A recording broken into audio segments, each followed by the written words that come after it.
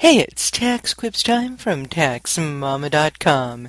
Today, TaxMama wants to have a little fun while I'm waiting for all my emails to download. During our Thanksgiving vacation, I had time to do some reading.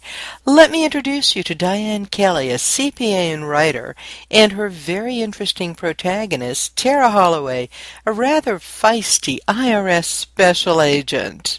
Earlier this year, my Kindle offerings introduced me to Death, Taxes, and a French Manicure. Great title. Couldn't resist and couldn't put it down. So during this holiday, I decided to load my Kindle with her next book, Death, Taxes, and a Skinny No Whip Latte.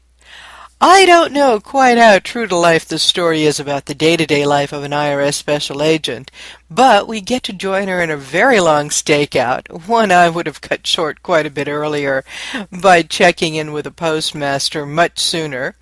And on some rather harrowing adventures, she tries to nab someone who's not just a big-time tax cheat, but a murderer and a rather brutal loan shark.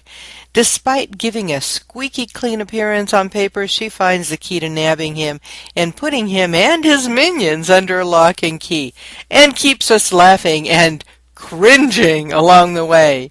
The second book was such a page-turner.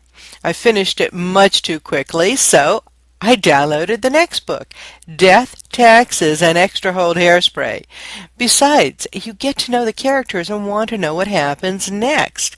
In this one, her weird and super tough boss with the 1960s beehive hairdo coated in super glue type hairspray starts to lose her hair while undergoing chemo. There is a very special poignancy to this story. While Tara tries to help her boss maintain her dignity, Tara and partner are off to bust the Republic of Texas, a militant separatist group purporting to operate its own sovereign nation, and the minister of a megachurch much like the Crystal Cathedral, only in Birmingham. Moving on to Death, Taxes, and a Sequin Clutch.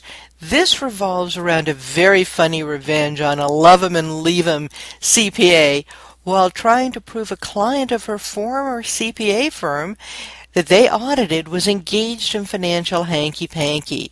Tara helps the SEC investigate some instant millionaire computer geeks who just launched an IPO and sold off their stock. What's wrong with this picture even though the audit is squeaky clean?